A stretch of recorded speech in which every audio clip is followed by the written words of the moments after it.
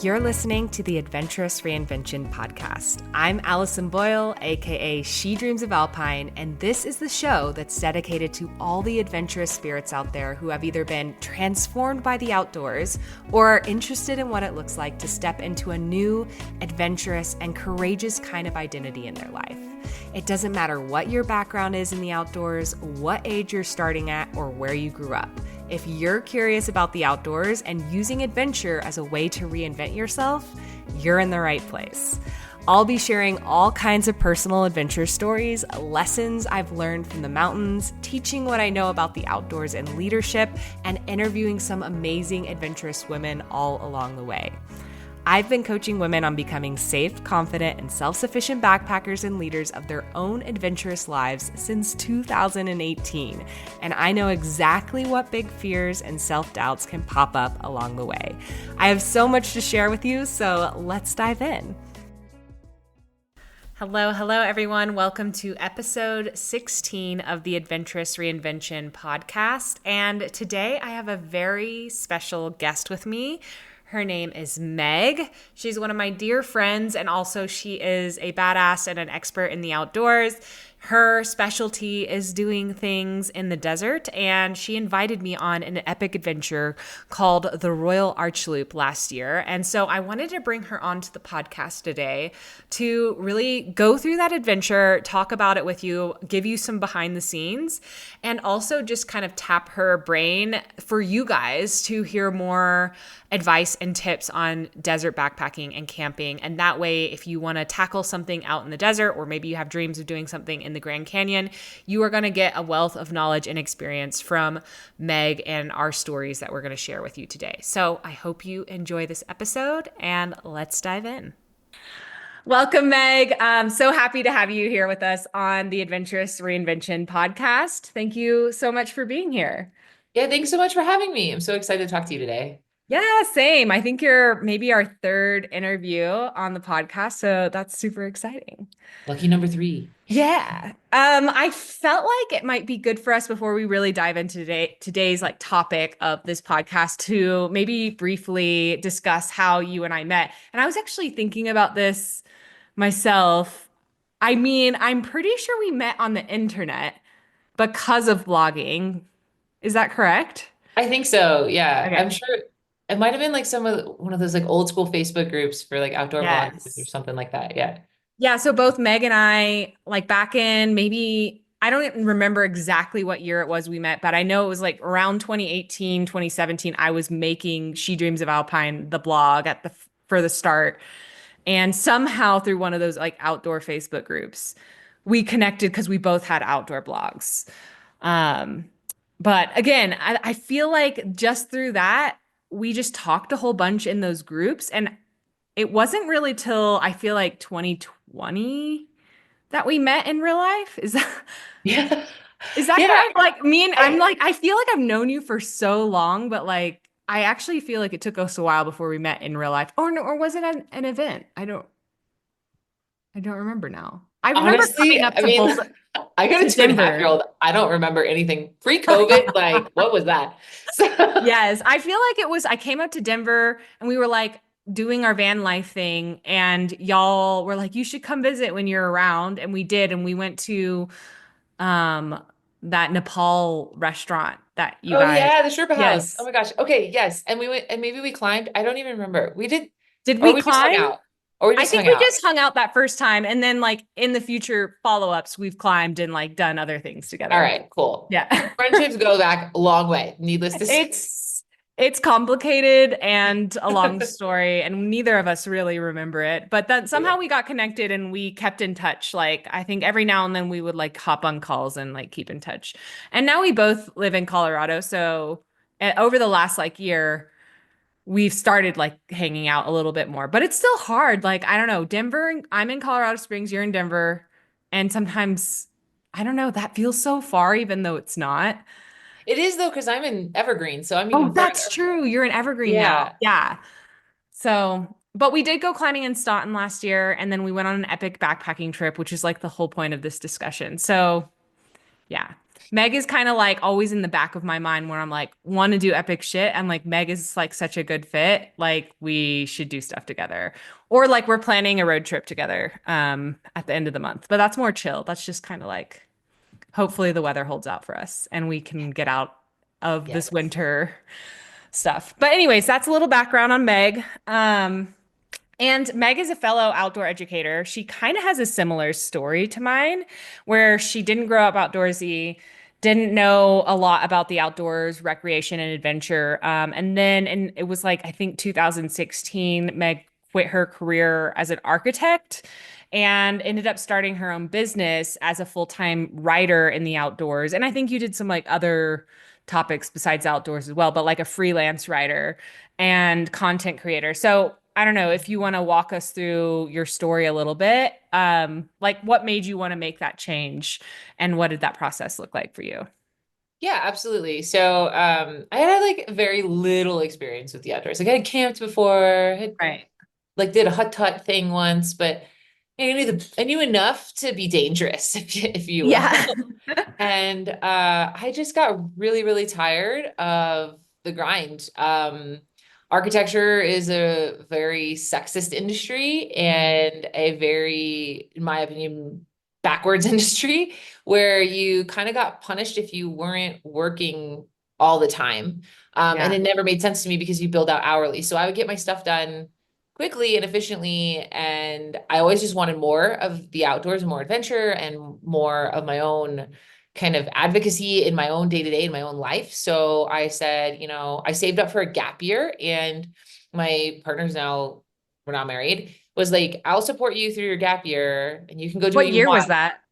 That was supposed to be 2016. Oh, okay. And he told me, if you can answer one question, and he said, what are you going to do when you get back? Like, Mm. what is your plan when you get back? And that was really eye-opening to me because I just said, oh, I'm going to put myself on a timeline and then come back to the same life that I have now. What if I took that money and invested it in my future and in myself and built the life that I wanted, which is Ah. how I started freelancing. So So you didn't take the gap year. I Okay. instead I quit my job cold turkey, had zero experience freelance writing, and I was like, I'm going to use it to figure it out. It was kind of in a way similar to a gap year because I definitely got to travel a lot. Yeah. I got to move, I kind of have the best of both worlds where I had like a home base, but I got to do a lot of really cool things and get paid to do it, which was truly like an amazing experience. Yeah. And then in 2020, I kind of pivoted out of writing for the outdoor industry. There are a lot of reasons behind that. Yeah. If you're a fan of my newsletter, I get a little sassy about that topic, but yeah, I moved more into just general marketing strategy as a freelancer, and I have my blog. So I was very much of the mentality of I want to work 20 hours a week and make full-time wages, which is exactly what I did. So I had Yeah. a lot of opportunities to go places and do things. Things change, I'm talking to the past tense. Things have changed a little bit recently. I have a 2.5-year-old daughter, so that was like mainly the drive behind a lot of the changes I've been going through lately in Right. my Yeah. career. But I still want to try to find something after she's a little bit less intense that still Yeah. grants me that ability. I just think that's a testament to like, we are constantly reinventing ourselves in like different ways in different phases and different seasons of our life. And like one thing leads us to the next thing. And sometimes we don't always know what that next thing is, but it's like all of this journey that got you here is going to like benefit you going forward. And it probably like saved you from being miserable in a job that you didn't really like being in. Oh yeah, absolutely. And I think leaning into that feeling and that gut telling you, there's that internal voice. It might be quiet, maybe it's a little bit like outnumbered by all the other voices in your head, but it's Yeah. there. And really listening and leaning into that has made the first time I made that decision was really scary, but it was the Yeah. best thing I ever had done. So when I came to changing again this past fall, it was like I've been here before. I had confidence in that. I was like, I've been here Yes. before. It's been scary before. I figured it out. Like, let's do it again, you know? Right.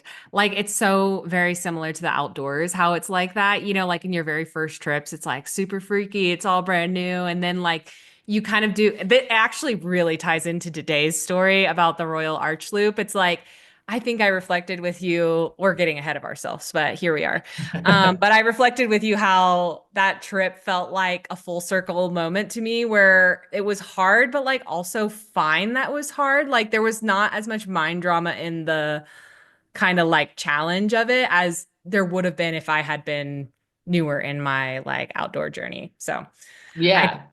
so it's similar kind of in the same way. You get used to it. You're like, "Oh, this is a familiar feeling. I've been here before. Like I know I'm going to be okay. Like we're going to move through this." Hmm. Yeah, I mean, I love that. Like both of us, we actually, it's actually really funny because I think I've told you this before. I wanted to be an architect originally. I ended up going into engineering. But even besides that, like I feel like we have very similar stories, like wanting to get out of our comfort zones. All these things are kind of what brought us together. And that theme is one of the reasons I think like we continue to be friends and like connect, even though maybe our paths like career wise might be like diverging a little bit. So just for the audience, like one of the main reasons I want to bring Meg on here is to talk about one of the biggest adventures that we did last year. And it was called the Royal Arch Loop, and it's in the Grand Canyon. And it's one of the hardest backpacking routes in the Grand Canyon. In fact, when Meg first sent me the information about it, there was like this PDF file from the government saying, about 1,000 ways to get seriously injured or die in a remote part of the Grand Canyon or something. I think that was almost like a direct quote Yeah. about the route. And I was like, okay, I'm in. Like, It's like, hey, you want to come do this with me? sure. You were like, it's gonna be fun. But anyways, I want to know maybe like let's get some background. Like, how did you first hear about the Royal Arch Loop and what made you in particular want to backpack it? Because Meg invited me. I had never heard of this before she introduced it to me. So I have always been infatuated with the Grand Canyon, and that's I'm so excited you invited me on this podcast because I could literally, if I hear the word Grand Canyon, I'm like, let's talk about it. Yeah, when I think of desert, I'm just like Meg. Yeah. So I'm even like on theme with my dress. It's Oh, got like nice. I should cactuses have worn in. my desert earrings. That would have been good. Ah, Yeah. sorry. So yeah, I had an opportunity. I had many missed opportunities to backpack into the interior of the Grand Canyon. Now, I really love things that are a little bit off the beaten path. That's more my style. So the rim to rim traditional hike from North Kaibab, South Kaibab, or Bright Yep. Angel Trails has never really been of interest to me. But going into the Grand Canyon has, and I had been stopped many times by injury, circumstance, weather, all kinds of things. So I got to go into the Grand Canyon for the first time a few years ago, and it was just a one night trip. It was like I flew in, we had grandma watch our child, my John and I, my partner flew in, we went and I just fell in love. So the first thing I did when I got back out of that trip, and it was just like one simple night, was Yeah. look on the map. I was like, Where what's else can I this? go? What's this? Yeah. And I was just looking at names of things and I saw Yeah. Royal Arch Route. And I was like, what is that? And I Yes. put it in the search bar, found the NPS one pager that And you were just, like 1,000 ways to get in trouble. This sounds perfect. yeah, it was like, oh, like Sign me the up. hardest one. Let's start there. Yes. So yeah, I found it and it looked But amazing. to caveat to people listening, like Meg has a lot of technical experience, like in the outdoors at this Yeah. point. Like she's been Yeah. doing this a long time, climbing all the things. So, Yeah. Yeah. I'm a big time alpine climber. I have been up like 86 mountains. Like I have done a lot. I have a lot of skill sets. So what really drew me to the Royal Arch Loop was that it required a rope and there was a lot of scrambling and it was really remote. So yeah. that checks a lot of boxes for me. And I was like, Yeah. I have to do it. And John looked at me and he went, no. And I was like, all right, I'll find someone to go with me. Yeah, I mean, I just was like, I think it was last February or last January that you shot me the message about the Royal Arch Loop. And as soon as you sent it to me, like I knew it had to be something I said yes to, even though at the time I felt like really overwhelmed. I had so much going on, but I was like, I have to like make time for this because I just like have a feeling it's, you know how like sometimes you get invited on adventures or you're planning something and you're like, this feels like something like I have to do, or it's going to be an adventure that will make me, or like it's going to evolve me in some way. I just felt like, yeah, I don't know. I was like a fuck yes as soon as, sorry, as soon as you sent me, I'm apologizing to my microphone, but um, as soon as you sent it to me, I was like super stoked. Yeah. So I guess like I had written here, did you know you wanted to do it with a friend? I mean, it sounded obvious that you wanted to do it with somebody. And then what made you think of me, I guess? Well, anytime I think of backpacking, I think of you because you Mm, are so skilled at it and such a good inspiration to people for doing it. So I was like, oh, I wanted to go in with somebody who I didn't have to necessarily handhold through the right. experience because it is a lot. So Yeah. as we'll get Yeah. into, it's a lot. Yeah. It's a lot. So I wanted to go in with someone who I knew had the skills and I would have fun with. That was like my big priorities. Was like, who am I going to have a good time with? Who can I And learn from who too would while I'm say there? yes to something like this? Yeah, yeah. Who's crazy enough to follow me in here?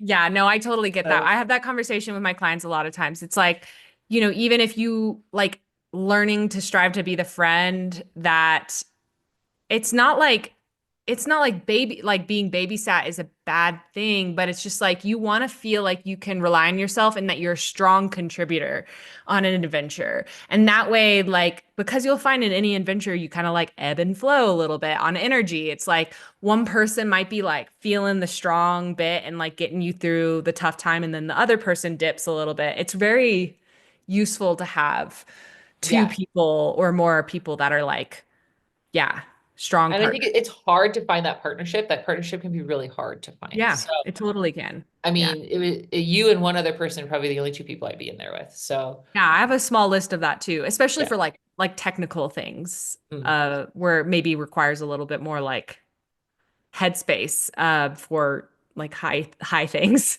Yeah, high stakes, high High stakes stakes. Yeah. for sure. Okay, so this was a technical trail. Before we get into swapping stories about like the actual hike, let's talk prep work because actually there was a lot of prep work that went into this particular trail. So, I know like when we started planning together, but how far out did you start planning this trip? So I took a look at it right when I got home from that first trip, and I said, okay, when's the next good time of year to go? Because Right. another thing was access. So we had to go down an hour and a half of a dirt road that had a sizable enough 4x4 section Yeah. to be like, you want to make sure in the desert environment, you can't go out there when the weather is going to be rainy. You can Right. get stranded just because of the soil. So I wanted to plan it then, and I missed the mark, as well, I'm sure we'll talk about a little bit. Yeah. But so it was a really big balance between like heat and snow, of which we also had both. I Uh, mean, I think it was still within the window, but it might have been like it's on the like on edge. the tail end of the window, maybe. Yeah, we Yeah. had an unlucky hot spell, Yes. Yeah. but it did snow on us too. Yeah, it did. That's crazy. Yeah. And Yeah, then, so that was when I started planning it, and then you need to have a permit to do it. So yeah. any camping below the rim, period, in the Grand Canyon, you must have a permit. So I entered the lottery for the permit, and this permit actually, because of the nature of the trip, you have to speak to a ranger to get it. So I had to fill out an information card that basically gave all of my qualifications. It Yeah. said like, here are my skill set, here is what I've done in the Grand Canyon, here's what I've done equivalent to this. They And want to here's know, am I going plan. to have to rescue you if I Yeah. give you this permit, or are you going to be okay? Yes. Yeah. They wanted to talk to me like Yeah. on the phone and make sure that I had done my homework because they're just to be blunt about it, unless a river trip found us, there was really no hope of Right. anyone coming to rescue you on this trip. So that took some planning. And then once I had an our itinerary. Most people spend an extra day doing it, but I was like, I don't know, pretty strong hikers. I think we can do it. Yeah. Um, I think if I had to do it again, I'd spend an extra day just because it was so intense. Maybe at the river or something. Yeah, just to Yeah. have a rest. My Just have idea a of a rest day rest because there was day. a lot of like water Yeah, there. yeah. And then And we wouldn't have our to. rest day was not very restful. We didn't So have, I don't wouldn't call any of our rest days, any of our days restful. We'll talk about no. that later, but I know like in our trail podcast, the thing I thought would be easiest was like one of our hardest days. Yeah. Yeah. But yeah, wait, how far in advance did you have to get a permit? 4 months. 4 months. So it's an open lottery system. The month you want to go, 4 months in advance of that. And then you enter the lottery and you pay to enter the lottery. If you don't get a lottery selection, there is a small window between when the lottery ends and when they open it up to the general public to Mm, go. yeah. So I planned it 4 months in advance, and then I kind of, sat on it for a little while and then picked it up again and was obsessing over, okay, how are we actually going to get from point A to point B? Realistically, what do we need to be aware of? Yes. Yeah. Getting You into came in with like maps. a lot of pre-trip planning on the water, which was really helpful because you like talked to a bunch of people. I think you talked to when you talked to the ranger, must have asked them about like because certain canyons and stuff out there, there's springs, but some of them you can't even drink out of, Mhm. and some of them dry up, and you have to like be aware of all of that. So I know that Yes. was like a big part of your planning. Yes. Yeah, like Yeah. up until the day before we left, I was like calling rangers. There's a really amazing Facebook group called Grand Canyon Hikers and Backpackers Mm. where they exchange that information pretty readily. Yeah. Really, really helpful. So I was like, and the road access too was another issue. So trying Yeah, to, that was a big one that me and you spent like up to the moment we left, I feel like yeah, planning. yeah, we were planning it even as we were going. We were like, okay, well, this is the plan we're going with. And we're Right. trying. There was just so much information on like, oh, can you even drive on that road? Like, is it even legal to drive on that road? Which Yeah. roads are legal to drive on? And then, so that was like one layer of the issue. The second layer was like whether the third layer was like the four-wheel drive, which we were going to take your car. Um, but Yeah. yeah, that was a process. I remember, I think I spent like 4 hours one night taking all the information you'd sent me about the roads, scouring the internet and mapping it all out into my own Gaia GPS so that like we had something to follow Yeah. if Yeah.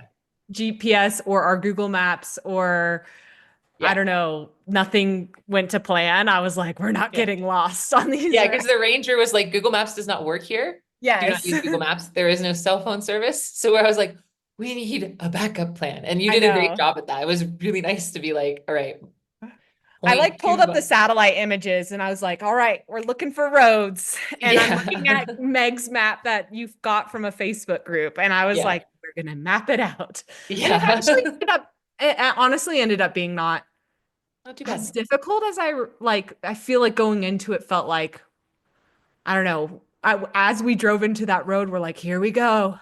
Yeah. I Yeah. don't know. It was it was an unknown, right? You were like, we Yeah. take one wrong turn out here, we're not going to know how to get out. So Right. like, yeah, it was, we nailed it. We We nailed did it. nail it. We did nail it. I'm very proud of us. That it ended up being uneventful, which is what you want, which means that we did a lot of good pre-trip planning because it would have probably been eventful if we hadn't done that. Yeah. Um, yeah, so car logistics was a big one for that one. Definitely needed a four-wheel drive. Route planning, I feel like the route planning part was simple in the sense that there there was like trip plans out there we could kind of like fashion it out or we want what we really had to like think about, and you brought in a lot of expertise here with your research, is like the water. So we could minimize our dry camps because we did have to do one dry camp. Hmm. um and then also just thinking about like the technicality and difficulty of the day Yeah. and like how much we wanted to punish ourselves Yeah. Yeah. basically. Yes. Yes. And that was So actually pretty rare. So one of the biggest draws of the Grand Canyon for me is the fact that there aren't a lot of, I mean, there's like 8 reviews on all trails of this route. Like yeah. there's not, and like, Didn't you leave one? It says yes, it goes, one is boys. fine. Yes. Love it. So like there isn't a lot of information where you can Yeah. get a lot of play-by-plays on what people are doing. So that was almost part of the appeal to me because it was like Mm. expert level planning, which was Yes. so fun and enjoyable. And one of the things I really love about the Grand Canyon and this route in We had a particular. lot of our best guesses, and then some turned out true and some turned Yeah, out not true. exactly, exactly, You're exactly. like, And it I was, heard that Garnet Canyon sucks. And then we were like, half the time we were like, wait, is this Garnet Canyon or is this Garnet Canyon? Because I feel like this I sucked. know, And then, I don't know. that's like, You get a little yeah, loopy when you're out there, I think. yeah. I think my favorite part was you saw this, Allison saw this cairn, and it was like up above this Okay, like but it was a cliff. Karen, okay? It was a cairn though. I remember being like, there's no way they want us to climb up this. We had like 60-pound bags on because of the water we were hauling. And we were just, it was so hot. And I was like, there has to be another way. And we found another way. But when I got home, I Meg was, found another way, to be clear. I was just like, I entered the zone where like, this is just how we have to do it. yeah, yeah. I went back and looked at other trip reports, and that was a way. So you were correct. I preferred But the way you found. It was yeah, I better. mean, that was not hanging my butt off 80 feet of cliff Well, to I get, was definitely thinking we will use the rope to haul our bags up because I was like, this yeah. looks sketchy, but I think we can do it. Like, I think we could climb it. But Yeah, I think I was in like just stomp mode, and I was like, "That's not coming off." yeah, no.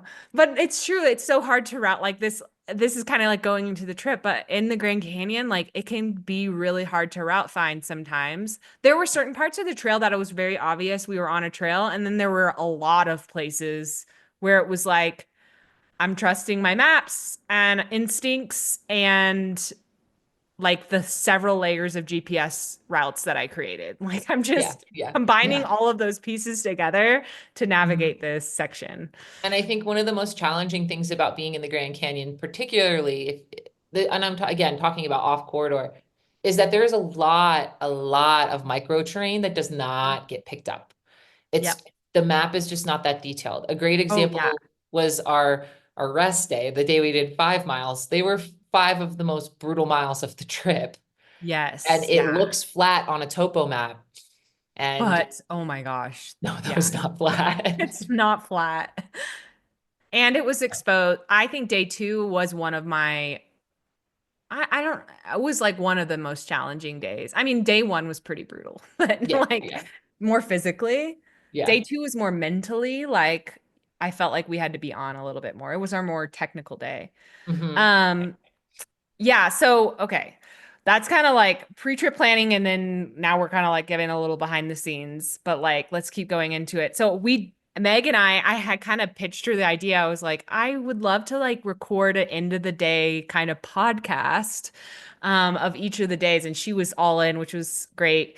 And so when we were on the trail at the end of every day, we recorded like a 15-20 minute like mini podcast of a recap of our day. And so it is my intention. I wanted to kind of kick this off with an interview with Meg, but it is my intention the next couple weeks after this releases that we'll share those behind the scenes stories with y'all on the podcast as well, which will give you like Meg and I mean, I don't know if you're like this, Meg, but I always have really rose-colored glasses when I look back, even on challenging things. I was like, it was hard, but it was awesome. But our trail podcast will give you a very raw, Yeah, like, we're in it, yeah, in perspective it. of our thoughts and opinions that are Yeah. unfiltered. Yes. So, that will be really interesting to put out there. So there's like four separate episodes. So stay tuned. That is Mhm. coming. But with our rose-colored glasses, maybe like what do you feel was the most challenging part of the trip? We kind of started talking about it, but I'm curious like what you thought was your hardest. Yeah. So I'll give everybody a brief overview. It's like a 32 to 6, like again, mileage out there, all the ups and downs really add up Right. over time. Trip with about 7,000 feet of gain and loss. And Went all the way to the bottom. all the way to the bottom. We tackled that in 3 days, and of those miles, about half of them are off trail, which means there's no like official trail. It's a route. And the second day there is a rappel. So we had ropes, and then we also had a dry camp. So we had to haul a lot of water. So Yeah. it was also unseasonably hot. It Yes. was in like the 90s for sure, I would say. In the Yeah, river trip. definitely some days. Yeah. Yes. Yeah. We used our sleeping bag one night out Oh, of, I regret bringing that sleeping yeah. bag. I I remember. mean, but it's good to have in case it had been cold, like it snowed on our last day. Like that could have happened. But Yeah. Yeah. And the first day we did 12 paper miles, 14 miles in reality. oh my gosh, And yes. it got harder as the day went on, and I ran out of water. Yeah. So that was really, really, really rough, especially because we cached water and I was like, I could have had some. Yeah. Um, I think what was really hard for me about that day, the end of it was just like, I kept being like, it's just around the bend. Like, it's just a couple more miles. We're almost there. But we said Yes. that for hours. And my Yeah. brain just like, it's like something lizard brain turned on and was like, you need water. And I Yeah. became very focused Very on, focused. Yeah. On the yeah. water. Yeah, and it was hard because like we hiked at different paces, but we would have to stop. We were going up and over car-sized boulders and dry That's falls where you'd have to take your bag off and shimmy down and then have someone lower your bag, and like it's dangerous. So you yeah. don't want to do it alone. And so, we were like very stop start. I think for me that was a really, really challenging part of the trip just because like my brain was very afraid that we were going to get to the spring that was 100% guaranteed to be there, and something, something was going to happen and there was going to be no water. I think Yeah. that was like one of the hardest moments for me. I think the other, aside from the heat, the other really hard moment for me was getting out of Garnet Canyon. That Okay. was Yes. really like, Was it Garden Canyon? We don't even we don't know. know. So we did basically 2.5 days of scrambling over massive boulders and rocks. Yeah. And the last morning we woke up doing that. I knew that we were going to get to a trail. It's called the Tonto Trail. It's a 93-mile long trail that goes pretty far down the canyon. And I knew it was going to get easier when we got there. Yeah. But we woke up and I remember you being like, it's so humid. And I was trying to ignore that fact so hard I because was sweating so it hard. was so gross. It was like being in someone's armpit. And Yes. we had just loaded up 10 liters each of water on our backs.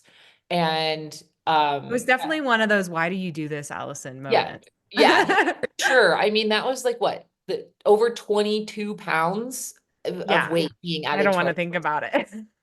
yeah. And we kept getting everything in the grand, everything looked like a cairn. So we were in this canyon trying to figure It out was to get, dark too because we started at like 3 in the morning because I was like, Meg, we gotta start early. I'm gonna die. yeah. And we were just like, I remember being like, I know that we're in the right place. Like the trail we need to be on is right above us, but how do we get there? It was like being able to see the thing you wanted, but you just couldn't find it. And we kept Yes. just like, over here, nope, over here, nope, over here, nope, over here, nope. And I just remember being like, what am I doing here? I hate Yeah. That was a pretty brutal like start to the day. It's so yeah. funny. Yeah, like now you're bringing up all these things because I had in my mind what I thought was most challenging. And it like I immediately went to like, okay, definitely day two when you like made me scale, like not made me, but part of the route was like scaling this cliff and there was a giant just gap in the Oh trail. yeah.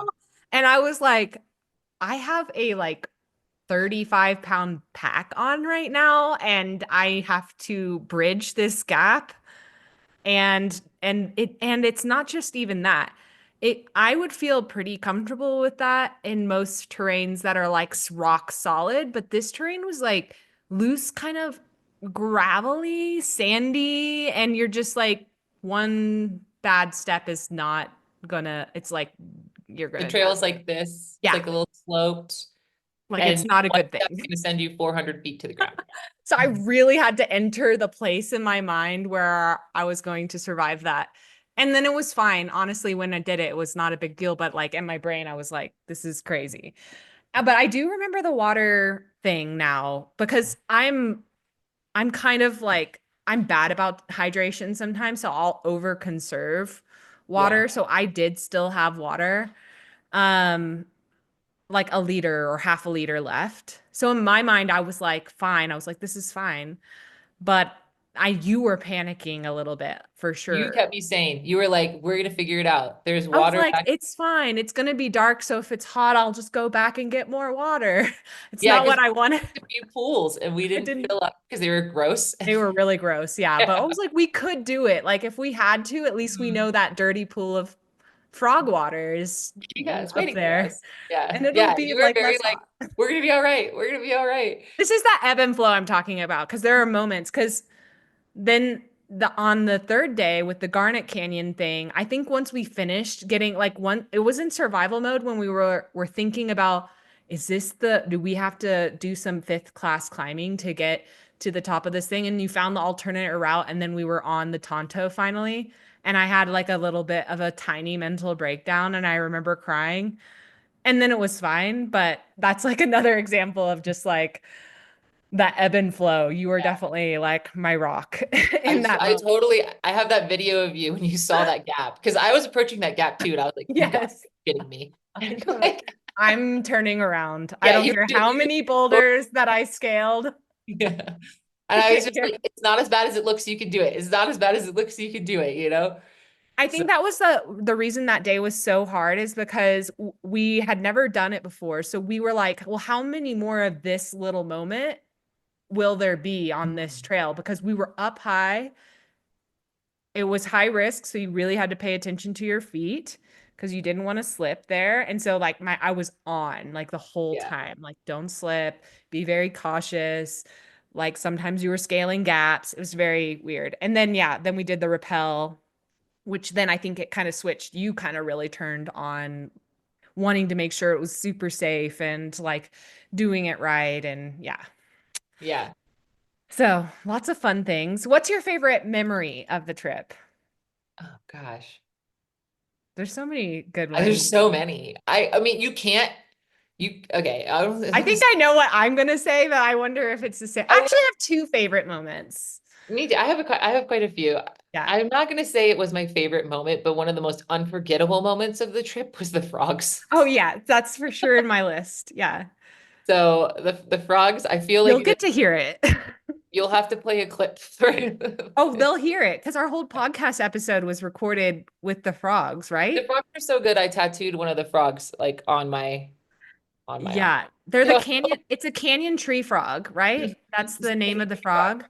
yeah, so we had come I really liked I well, first of all, we had this really blissful moment where we were just like in joy and awe and it You're was like, we so survived and there's water. yeah, we were like, oh, we're gonna fall asleep to the sound of this beautiful spring. And in the Grand Canyon, you Yes. do not need to camp 200 feet from springs unless you're required to, for obvious reasons. We were in a slot canyon, there was Yeah. nowhere to go. So we were like this rare opportunity on this flat rock next to this bubbling spring with all It these was corals. beautiful. Yes. Beautiful. And this big arch that was like a 5-minute walk from us. And, and sun goes down. And these frogs that sound like dying goats You start sound like goats. and it In was fact, the first one that I heard, I thought it was like a bobcat or yeah. something. And I You like ran frogs. back to Meg. I was like, there's a cat in this canyon. Yeah.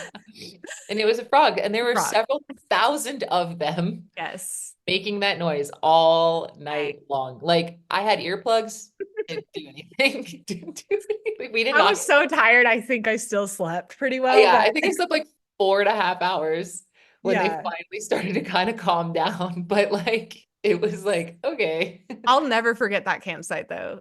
No. So I am thankful for the experience. It was Yeah. kind of like crazy, unique. It feels like something that won't happen very often in your Yeah. life. Yeah. Yeah. We Yeah. so that I wouldn't say it was a favorite memory, but definitely It's like a core memory. core memory. Yeah. I really, really loved oh man. I think our last day was amazing. Oh, the weather was great. The I thought it weather was was going to be our hardest day because it was all uphill, but I was like, this is fantastic. Like, yeah, we were like jiving. And it started with the rock, the shade rock. So we were at a point yeah. where we had to wake up at 3 in the morning and hike till 10 and then sit in shade until like Well, 4. that wasn't the last day. That was the second to last That was the day. second to last day. So Yeah. I think that something happened under that rock. It was magical. It gave us this Energy we needed. energy. Yeah, we all took naps. It was fantastic. And I remember thinking, when in my life as a toddler mom do I ever have time to just sit for 6 hours Right. and And not do nothing. accomplish anything? Yeah. It was literally one of those surrender moments because it's like we had to wake up so early to hike, and then it was like I think till around 11, and we were like we need to find a rock with shade now Yeah. for 5 hours. Yep. And so that's what we were looking for. And when we found it, we didn't leave. We were just like, this rock is amazing. Wow, look at this corner of this rock. And we like spread out, Yeah. took our shoes off, made it special. We had on hiking umbrellas, so we like created extra like shade space. And yeah, Yeah. I totally It was agree. lovely. And then and from there, like then the evening was great. The hiking in the evening light, Yeah, the sunset was incredible. the Like it next was, campsite was great. yeah, yeah. I think that to me was just, it felt like the reward. I mean, the suffer, there's joy in the suffering, but it Yeah, felt like the reward, and the temperature cooled off. It just felt like the reward after a lot of enduring, and a lot of really intense physical endeavors in very, very hot heat. So right. Yeah, yeah, that day was kind of brutal to start and it ended so lovely. Like yeah, I have fond memories of that day despite crying in the yeah, morning. yeah. I mean, that's the Grand Canyon. That's what I think Yeah, exactly. keeps bringing me back is Is it there's an adventure if you don't cry? Like, I don't know. yeah. I There's agree. moments like that, you know. And then It I strips feel you like down. obviously Elves Canyon is like a favorite area Mhm. too. That was like our second day. It was Elves Canyon, right? Elves Chasm. Elves Chasm, sorry, Elves Chasm, Yeah. which Meg, I was like almost not gonna go. I was I like, know. I was like, you're going. I was so done with like hiking in the heat and I was like, this river looks great. I think I'll just stay here. And you were like, you have to go. So I ended up going, but it was great. I loved It that. was 2.5 miles of all the trip reports were like, it's more rocky than Yeah.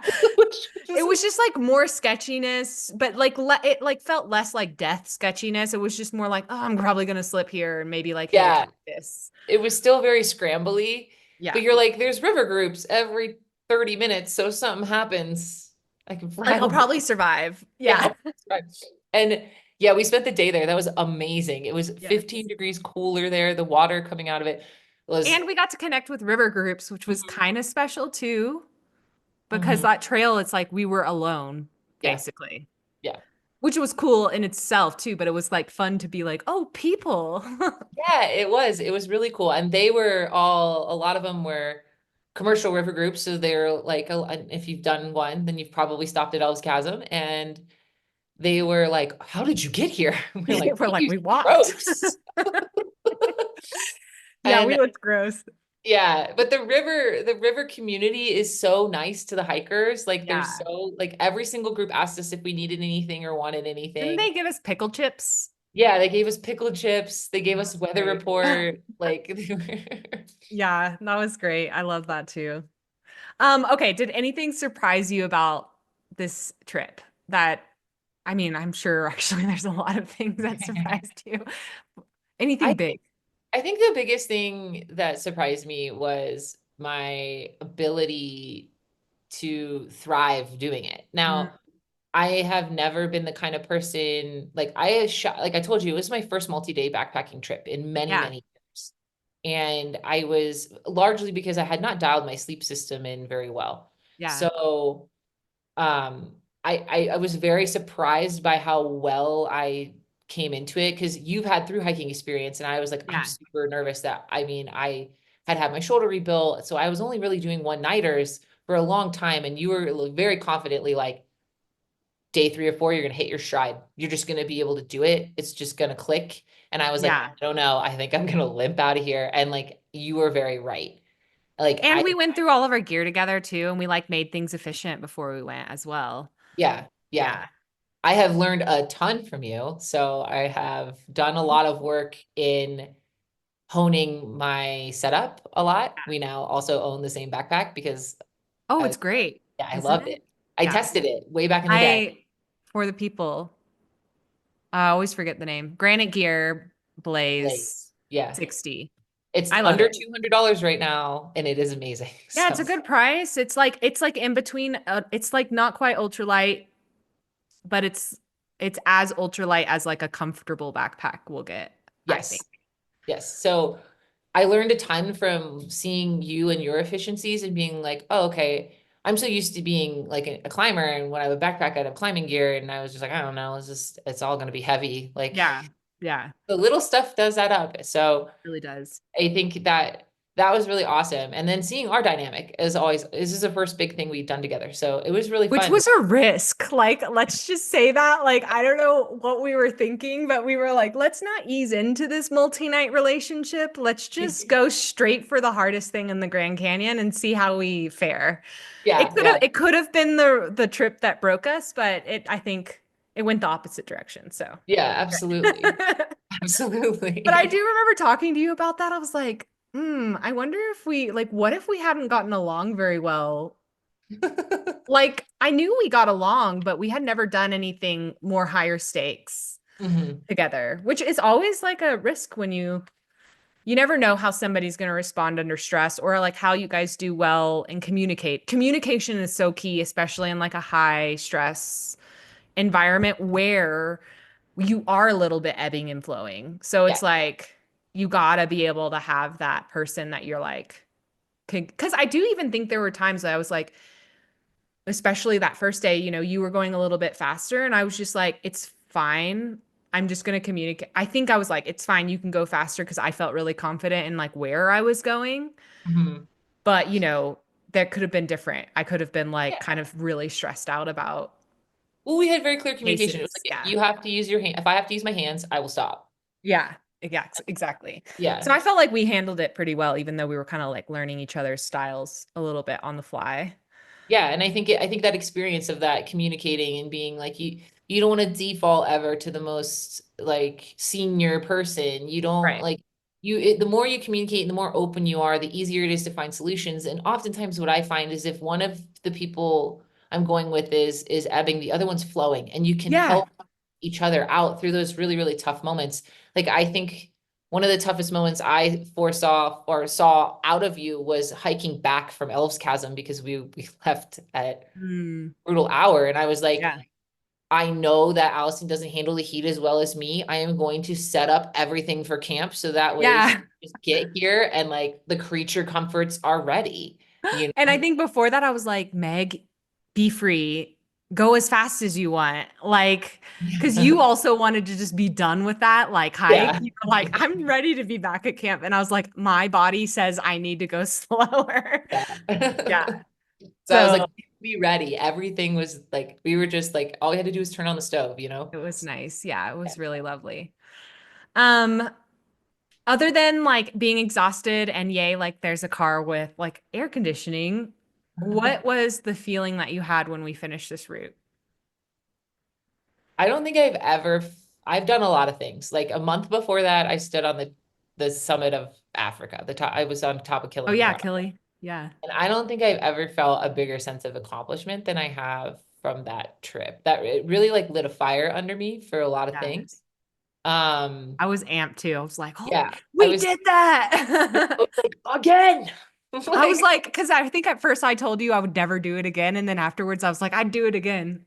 yeah, you were like, I never do it again. And then when you got in the car, you're like, ah, yeah, I would. I would probably do it again. Totally. You could I would, talk me into it. yeah, I would definitely do it again. I was like, when are we going back? Like that was Yeah. like we were driving away from the canyon. It was snowing. So Right. Okay. Yeah. Plot twist. Snowing on our way out. yeah. That was crazy. Yeah. Yeah. So and I was like, when do I get to go back here? You know? Yeah, Um, that was such a good trip. And we got pizza and it was snowing and we didn't get lost. Though, just like, did you almost get lost at the very end? There was like this really weird, it feels like a place you shouldn't be able to get lost in, but there was this weird section of the switchbacks on the way up that cliffed out. yeah. And if you took the wrong turn, you cliffed out and you're like, wait, what? Yeah, How this did I get like here? yeah, you didn't notice it on the way down. It was very obvious, but on the No. way up, the way to turn was not obvious. It I was like really almost easy to just keep going. I was like, "Oh my gosh, I'm lost." Because it's in one of those sections where the trail is so on top of each other on the topo and on the map. Mhm. You can't even like fix yourself the right way with looking Yeah. at your GPS because everything's stacked on each other. So it's like everything is in the same spot. So you're just very confused. Yeah. But in those moments, you just have to be very calm and be like, all right, I'm just not going to like make this worse and go even deeper into this like area. I'm going to go back to where I remember there's trail and then Yeah. try it again. Yeah. And Yeah. yeah, anyways, that was freaky because I was at the end. Yeah, I know. Um, okay, before we kind of like wrap up Royal Arch Loop, and there will like be more stories that we tell in the like trail podcast that you'll get to hear, but who would you recommend a trail like the Royal Arch Loop to? I always have my PSAs when I talk to like clients about it. I'm like, it's probably not one you want to think about doing for a very long time, but I'm curious what your thoughts are. I think that you need to be very comfortable scrambling. You need to be very comfortable route finding on rock. You obviously need to understand how to rappel properly and how to set up a rappel and how to look at an anchor and see if that anchor is safe or not, and how to build an anchor should the anchor not be safe. Yeah. Those are like bare minimum what you should have to know to do this. And be able to route find. Yep. Another thing I think you need to know how to do, you need to understand water management. I would never recommend this, even if you have all those skills for your first time in the desert backpacking. It is a just vastly different experience. Um, I think you and benefit from some heat experience too. yes, I would, that's the next part is learning how to manage heat. Yes. Again, and dry heat is a lot different than humid heat, and it hits differently. And different bodies respond to it differently. Hmm. That isn't to say that nobody should go into the Grand Canyon and venture off the corridor. I think there are an amazing amount of adventures in the Grand Canyon that are off the corridor where you will have, if solitude is what you seek, you will find it. Yeah, Um, it's just you want to make sure that you're doing your homework and you know what you're getting into. So exactly. Yeah. yeah. Like I definitely felt like at the end of it, I was like, this was a trail that tested all of my skills. And I felt really proud of that. And like that was a really full circle moment for me. I was like, wow, I'm like here. And I felt like pretty confident doing it. But I was like, they were right on the PDF. Like there's about 1,000 ways like you could get seriously hurt Yeah. or die like out Yeah. on a specific trail. Like, Yeah. didn't you read a trip report about somebody getting bit by like a rattlesnake? Yeah. Someone gotten bit by a rattlesnake, and so your rappel you do goes partway down a cliff, and then you traverse outside of the cliff, and they lost their bag on the rappel. So the trail does not go down the ravine that continues past the rappel. So Yeah. they didn't even have their bag. That part was, I think, the scariest part about the rappel to me was like making sure our bags didn't topple over and because it just descends into the water, Just like into like cliffs nothing. into the river and like so you're like, don't drop my bag. Yeah, Um, yeah. I remember being very paranoid about the bags because I didn't tell you about that trip report until we got through it. I was like, yes. "Oh, wait, but I'm gonna triple check everything." So Yeah, totally. Nope, I agree. I feel the same way about it. But if you do have all of those skills, you have a lot of experience, like it was a great adventure mhm. and we really enjoyed it. I definitely think timing of the trip is very critical because of the heat and all of that. But yeah, thoroughly enjoyed it. Okay, we have a little bit of time left, so like let's jump into some desert hiking tips.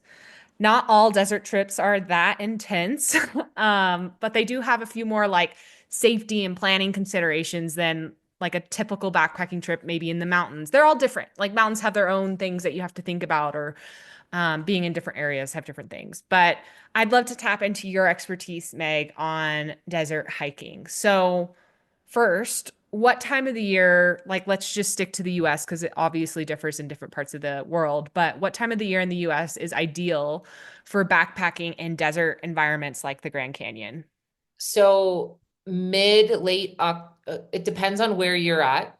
So Hmm. For the Grand Canyon specifically, I would say add 2 weeks, 2 to 3 weeks to what I'm about to tell you. But October through April is going Yeah. to be the time of year. Now, winter obviously presents its own unique challenges, and it can also be very, very, very cold in the desert in winter. But typically in the fall, you are going to have less water. It's going to be drier.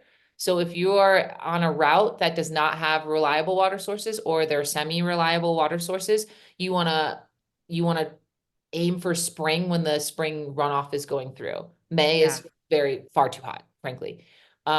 So Which is March, funny. That's when they open up the rim to rim. yeah. Yeah. So it's So I've always done it in May. So when you said April, I was like, that's going to be great. yeah, the ranger was super smart to gamble on a little more heat versus Yeah. the snow because in the Grand Canyon, it can be snowing and impassable and icy on the rim and 80 degrees at the bottoms, like we Yeah. experienced. I Huh. would not have wanted to do some of those sections in the rain or ice. Like that would Yeah. have felt really sketchy. I would have been nervous because again, we could have gotten stranded out Yeah. there Hmm.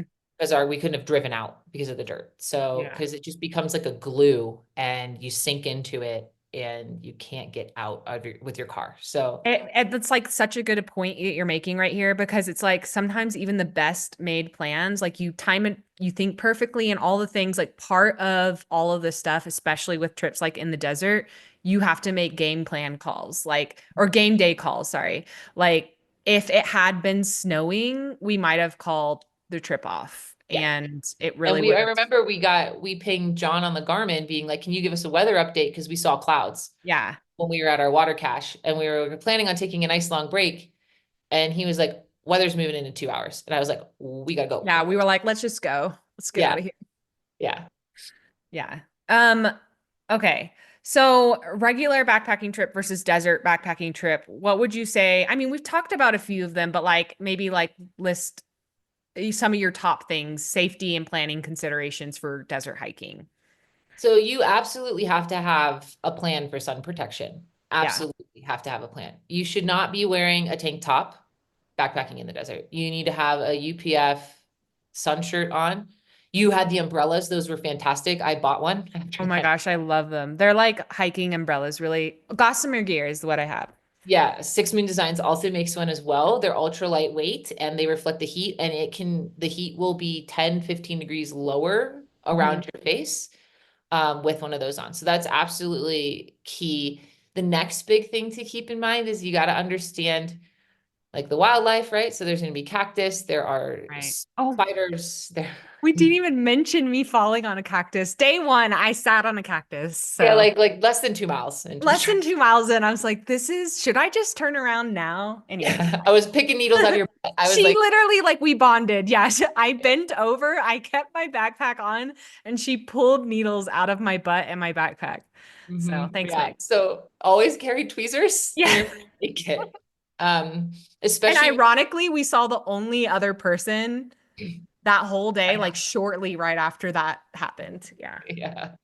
So that's a big one is the environment you're in. Yes. So I usually like to recommend that you wear either you had pants. To me that's too hot. I had shorts, but I had gaiters on. So I had ankle high gaiters on. Some people may want even higher ones, or you can wear those like ultra running like knee-high socks as well. Mhm. So you want to make sure that you're paying special attention to that because there's a lot of things you can brush up against that will Yep. just beat you up. So Yeah. pants are great because they're going to take the brunt of all that, but they're going to be Oh sacrificial my gosh, yes. My in the pants were process. ruined, properly ruined after Yeah. this trip. There's a reel on it somewhere on Instagram. Oh yeah. Oh yeah. But no, I agree. And I remember actually, if I could go back, I would bring a different shirt. I always bring two shirts. So I ended up opting for I brought like a long sleeve, but it was like slightly thicker. Mhm. And I brought a short sleeve that was very thin. And I ended up wearing the short sleeve because the thicker one was just too much. But if I could go back, I would bring like the thin material of my short sleeve, but in long sleeve version. Yeah. I Yeah. just had to be more diligent with my sunscreen because of it. Yeah. That's in Yeah. the sun protection, right? And then Yeah. water. So water goes just beyond drinking water. you want to make sure you're taking in a lot of salt as well. So we carried about 4 liters a day with us, Hmm. which we went through. We would come into Yeah. camp almost empty every day, and one of those had electrolytes in them. One of your smart water bottles, I had a bottle that had electrolytes in it. So making sure you're replenishing your salt as well. And if you're day hiking in the desert, I always like bring it. I've learned this the hard way from climbing in the desert. I Hmm. have a cooler in the car that has tons of Ooh, electrolyte yeah. drinks and something like yummy, like salty snacks and a change of clothes, and just so you can feel like you can replenish if you're not, taking a gallon of water with you. Yeah. Um, or you find yourself out longer than you think, even in cooler temperatures, it's just so dry. Yeah. You just become like a raisin. So you always want to have that when you're in the desert, day Yeah. or night. Like I know we had a cooler, it was nasty, but it was a science experiment by the time we got back. But we definitely had a drink cooler that had drinks in it We at the had bottom drinks. Yes. and Yeah. water as well. We had like a water cube because we were And camping. we were also being conscious of like, well, what if we got stuck out here because Mhm. of the mud, or we were also thinking like, what if our four-wheel drive doesn't get over this Yeah. area? Maybe we made it in, but do we make it out? So yeah, Yeah. prepared for that as Fair. well. Like we had an extra day's worth of food with Yeah. us. We had probably 2 or 3 days worth of water with us. So we were definitely prepared for that. So Yeah. those are my really big things. And then again, like we talked about, understanding that the terrain does not get picked up as easily. You're Mhm. oftentimes hiking over slick rock, which is just rock, or you're hiking through a sand and things like that. And there's not the trail, it can be very difficult to find. So making sure that you have your navigation skills up to snuff. Yeah. You understand where you are. If you are in an area where you find, hey, like I don't really know where I am, like I will either like mark it on my GPS or I'll build like a small Yes. cairn and be like, okay, I know when I come back here, I'm gonna see, hey, this isn't quite, or I'm at that area where I was a little bit like, I don't know where to go. So I agree with that. That's such a big one that the people don't think about. Sometimes when you come into a plane and everything looks the same, like it's either all sand or all rock and trail isn't obvious, it's very smart to like leave a pin. I've done this before. Like, this is the point where it drops down into the main trail, because sometimes you could be like, I've been in places where you're at the top of a cliff, and when you get away from the top of the cliff, you actually can't find where you're supposed to enter mhm, back down into the top of the cliff, and you'll keep yeah, going to the side and you'll be like, this isn't it, and this isn't it, and because it all looks the same. So it's very smart to like leave yeah, notes for yourself. Yeah. No, that's really great. And let's see, like we talked about, I mean, one other thing like I have written down here is like one important thing to remember is that in the desert, it can, oh, sorry, that was my dog.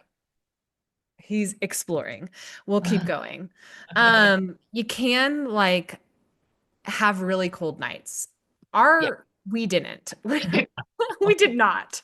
Um, I'm one of my bigger gear, not regrets. It's just I would have preferred to have what you had and had a quilt that was yeah, like A, lighter, and then B, just I could have just I don't even know. I don't even know if I would have used it, but like lighter, it would have been lighter in my pack yeah. and served its purpose as like being there if we needed it. Mhm. Um, but yeah, it's cold nights from preparing for that, bringing something just in case. Yeah, we had a lot of just in case. We Yeah. had we had we didn't use our sleeping bags for 3 nights, but we had puffies, we had a beanie, we had, I don't think I brought gloves, but I had long underwear Yeah. and thick Because you socks. never know. Like, and it Never did, know. like the next day, if we had been out and we were still a couple days out on the day it snowed, like we would have needed all of those things. Exactly. So yeah, that's super important. Okay, so you're a mom now. Have you gotten to share your love of the desert with Mosley, your daughter? Yes, yes, I have. We have done a lot. She's been camping since she was 7 weeks old. So we Yeah, took, she has. yeah, she has. She Kenny when she was 4 months old. We did a 4x4 trip out to an overlook called Torweep and spent Oh, the night there, nice. which was awesome. So she loves it. We most recently went to the Maze District, which is one of the most remote areas in the lower 48. It is the most remote area of the lower 48. It's in Canyonlands National Park, and we did an Yeah, overlanding adventure. So that's fun. uh, it was really fun. She loves it. She likes to climb the big rocks and Yes, collect juniper berries. So I love it. Yeah, and we're gonna do another big road trip with her. We tried it, we go all the time, but we're gonna There's do it. no way she doesn't become like another a desert girl because I just feel like with all the trips that you guys do out to like Moab and those different areas. Yeah. Yeah, she's into it. That's So awesome. Okay, well, what would be one to two if you were going to recommend a trail to somebody who is very new to desert backpacking? Obviously, there's a lot of great trails out there, but what would be your recommendation? Who's somebody who wants to try something like somebody who this? wants to try something, I would say the Needles in Canyonlands National Park offers Okay. quite a few really awesome, very accessible trails. A couple of you have to book individual campsites, Mhm. and it's very competitive. So you want to make sure you read up on the permit process. I don't have it off the top of my head right now, Yeah, but every place is different. I would recommend EC2, Elephant Canyon 2 as the site. It is Cool. only a few miles in. You do have to take all of your own water and you do have to poop in a wag bag, which is another thing that is common in the desert that we did not have to do in the Grand Canyon.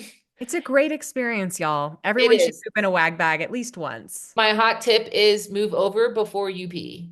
Move to the back. Yeah. That's or go pee first if you can and then come Pee back. first if you can. Yeah. So, um, I really like that because you could do that and then you could go to Druid Arch as a day hike so you don't have to like take your backpack. Yeah. You can drop your stuff, go see Druid Arch, and then come back. That would be one of my top recommendations. For the Grand Canyon specifically, if you're looking to not be on the corridor and you want to dip below the rim, I would recommend Horseshoe Mesa. Okay. Generally pretty easy to get permits for Horseshoe Mesa, and it's a great introduction to the canyon. Again, you can filter water, but one of the springs has arsenic in it. So Mm, it's I would just recommend bringing your own water. yeah. It's a great way to get your feet wet into that. If you're looking for something a little bit longer, the hike from Hermit's Rest to Bright Angel is also a really great one to look at. Yeah, and this is like a really key part of like desert. I mean anywhere, but it seems like in the desert you're like more kind of gambling with your water sources, so doing that research in advance on like what water is safe water to drink because yeah, weird stuff and all the different springs that we were in. There were like some water sources that we just don't touch that. It's Yeah. not We, good. we were desperate enough to put our shirts in it and we paid for it. Yes. Yes. Oh my gosh. Yeah. Some of our shirts ended up being so like dry and cracked and yeah. Itchy and nasty. So yeah.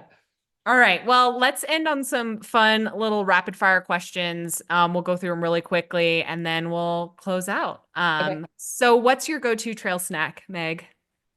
Oh man, I'm a classics human. I would salty. I'm either doing Cheez-Its or those like Kettle Yes. ranch chips. Oh, okay. Yes. Sweet, I'm doing Sour Patch Kids. But Yes. This is why we're backpacking friends, actually, I yeah. think. Those are like in my top list as well. Yeah. What's maybe something on your 2025 adventure bucket list, like for this year? I've got a lot of things planned this year, as Yeah. always. But Yes, you always do. yeah, I'm going to be doing my first through hike. So I am Oh, doing, nice. yeah, the Wind River High Route. Oh, wow. Is like 60 to 80 miles. We're gonna have to follow up on a conversation about that because I feel like this is the first time I'm hearing about it. So, but Yeah, it sounds like the mini through hike Royal Arch version. yeah. It's mostly Wow, off that's gonna be trail. amazing. Yeah, I'm really looking forward to it. So it'll test my skills in a lot of new ways. Yes. So Very I, different, I think, than what we did in the GC, but like exciting in its own measure. yeah, Okay, what's your favorite piece of gear you can't live without? my pee funnel. Yeah, that's a You were like, classic one. I remember you were like, "Are you sure you want to bring that? It does have weight." And I was like, "Yes." If it's your favorite, you can bring it. Yes. Yeah, I use that in airplane bathrooms. I mean, I use mine too, camping, like, but Yeah, backpacking, I usually leave it. yeah. I think I just get the most use out of it. I'm using it all the time. Yeah. Side of the road. I went skiing today. I was like, should I bring it today? Do I need it today? I don't You know. So never know though. Like that could be useful skiing. yeah. Okay, do you have any future Grand Canyon trips planned this year? Yes, I do. I have two actually. I invited you to one. I know you can't I go. know. I'm You're busy sad. hanging out with your amazing clients I in Joshua Tree. yes.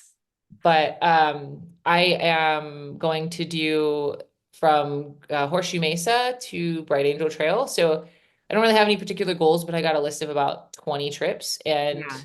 that one, we'll see what happens, but I'm going to try to attempt my first, you don't have to do it on this route, but my first summit there. Oh, Um, cool. yeah, we'll see. I don't know. I'm a little nervous. And then I'm going to do the Escalante route, which goes from the Tanner Trailhead to the Horseshoe Mesa Trailhead. So by the time I am done with this that year, I would have Yeah. hiked from the almost hiked from the confluence of the Little Colorado River way in the east all the way to Elves Chasm in the west, Wow, that's cool. minus a couple of sections. You But need like a map of the Grand Canyon and like draw like all the spots that you've been in. That would be yeah, like sick to have on your wall, I feel like. yeah. Okay, what's one trail you would happily hike over and over and over again? The Royal Arch Route. The Royal Arch Route. Wow. Never would I have guessed you say that, but like I can see it now. Yes. But Yeah, like it's like I us said, on the trail, I don't think we would have said that. yeah. Well, it calls upon all your skills, and every day was so different. Very different, super Every day. unique. But you're in this one place, and you're like, how is it so different here? Yeah. In the Especially because it snowed. We even got snow. It's crazy. yeah, yeah. In the mountains, I would say it's not technically a trail, but you can loop from Gore Lake, all the way to Deluge Lake and around. Has some cross country, but I love the Gore Range. It's my favorite mountain range in Colorado. So that Cool. would do. I've done it twice, so Nice. I'll have to check that out. I'm like not sure if I'm familiar. I mean, I know the Gore Range, but yeah, that particular lake, I'll have to check it out. yeah. Okay, final one. What's your favorite way to celebrate after a big adventure? Eating as much food as possible. Eating pizza. Yeah, pizza, nachos, Thai food, you name it. Yeah. All of them within like a 6 hour period can also. Yes. I agree. Same, same. Okay, for closing thoughts, we'll wrap up this episode. I know you have a kiddo to get to. What advice would you give to someone that wants to spend more time outdoors or go backpacking more, be more adventurous, all the things? I would say, like, as a mom, I don't have a lot of time and energy and space to feel prepared for these things anymore. Like, I can't train as hard. I can't move as, like, plan as well. Like, it's just like, oh, I got the permit. Okay, I'm going to look at it a few weeks before and I'm just going to go. And I think through that process, I have learned a lot about just trusting yourself. Mm, Trusting yourself that I go into it and I know, hey, of course I have experience, so it's easy for me to talk about this. But if you yeah, can find a way to tell yourself, I know that part of this is going to be hard and it's going to yeah. suck. I know a part of this is going to be scary and I'm probably going to question my life decisions. And I know part of this is going to feel like the best thing I've ever done. And if Yeah. you just go into that knowing it is really 80% mental, 20% Yes. physical. So trusting yourself and believing in yourself and saying like, yes, I can do this. I may not have all my boxes checked. I may not have all the latest and greatest gear. I may not have the time that I wish I could have to dedicate to this, but you can still do it. There's a Yes. lot to be said about enduring whatever it is you endure in your everyday and using that as training, as readiness, as intention to go and do things that feel hard, scary, and intimidating. Yeah, no, I totally agree. And I think like I remember leading up to our trip, I felt like I didn't get to train the way I wanted to be prepared for our trip. But I was like, part of me was like, well, like it's not always perfect. Like we don't always get to do the perfect training plan, prepare perfectly. It's just a testament to what you said. It's like we have to self-trust. Like I knew in a way I was ready for it no matter what, even if I maybe could have been better prepared. I wasn't about to miss out on it. So Yeah, yeah. exactly. Thank you so much, Meg. This was awesome. I'm so looking forward to like releasing. I have to re-listen to it all. I'm like wondering how grumpy I sound in some of the videos, but I'm really looking forward to releasing our trail podcast. But it was super special to like have you here and talk a little bit more about it before we do that. So Yeah, thank you so absolutely. much. And I hope Oh, I can convince you to join me again. Yes, for sure. You will.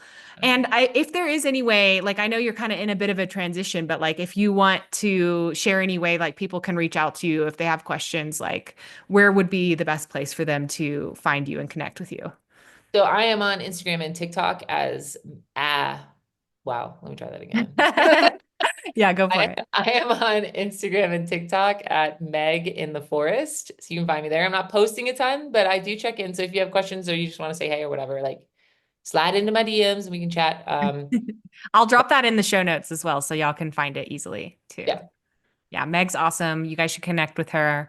Again, thank you so much, Meg. And yeah, hopefully we'll get to do another episode soon on I, another great adventure. I'm here for it. All right. Thank you so much, everyone, for listening. And I'll talk to you next week. Bye. Bye. Hey, I wanted to thank you real quick for tuning into the show and listening all the way to the end. If you love this episode and you want deeper support in becoming a safe, confident, and self-sufficient hiker and backpacker, then head over to shedreamsofalpine.com/waitlist to learn more about our Backpacking Badass coaching program, where I teach you absolutely everything you need to know to be self-reliant on the trails and stop waiting around on others for the adventure invite. So I'd love to help you more in your journey of stepping into your adventurous identity, and that program is the absolute best place for us to start working together. So again, that's shedreamsofalpine.com/waitlist, and you can learn all about it there. So that's it for today, folks. I hope you get to spend some time outside this week, and I'll be back very soon with a brand new episode. Bye.